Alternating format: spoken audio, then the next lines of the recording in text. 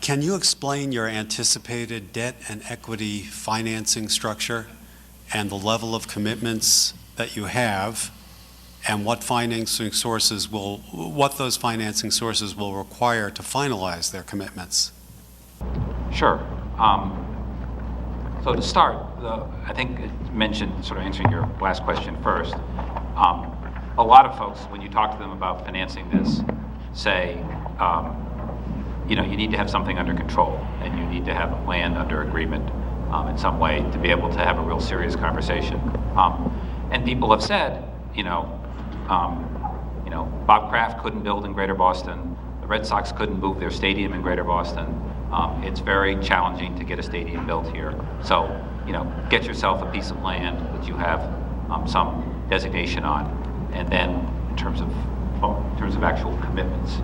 But that being said, Eastern Bank, who has an office here and is committed to the Malden area, has given us a letter of interest to finance a part of our debt. Stepping back to your basic question, our structure is we are looking at a high 40s project cost, 50 million roughly, and we're looking at basically debt of 30, equity of the remainder, sort of a 35%, 65%. We have a group of investors who are successful Boston area venture capitalists who are investing personally and have see this as a project that has a great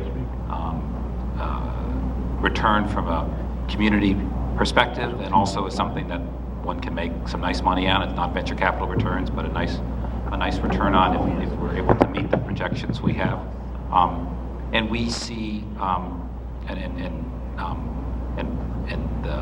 the group is we've been at this for 5 years, and these folks have stayed with us and are eager to expand when we look at expanding the total amount we need, which is going to be next year. So the timing here, just so people understand, is we are looking in next February of 2013, after a year of getting permits and getting the land and going through that process, we would look at having a big closing February of 13, where we would raise the money to both build the stadium, buy the team, buy the land, and then February 13 through the spring of 14 would be construction. That's the basic plan here.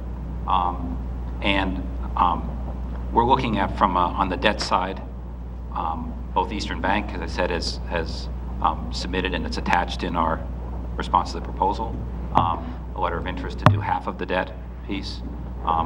We're having ongoing discussions with union pension funds. As we've indicated, we're building the stadium with union workers. Both local and national union pension funds are interested in being potential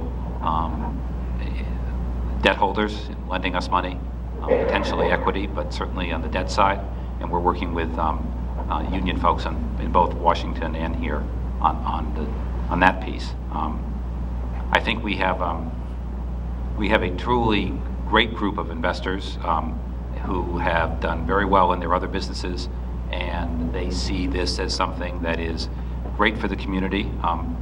We actually, 3 of our investors have been current or former members of the Boston Foundation Board of Directors, which is indicative of their sort of approach to serving the larger community, and they've done well in their business. And we see that there is a large number of folks who have similar profiles who see this as something that would be a good project to be involved with. I'd like to introduce and have come up and talk to also help answer the question, John Gillespie, who's a member of our Board of Advisors, an investor, to speak. And John will tell you something about his background, but just before, he may be a little modest, I should just tell you that in the last 20 years, he is seen as the leading stadium finance investment banker in the country. He was the lead banker for Camden Yards, for the LA Staples Center, the Denver Pepsi Center, the stadium in Arlington, Texas. And he is very qualified to talk about the feasibility of this from a financing perspective. John.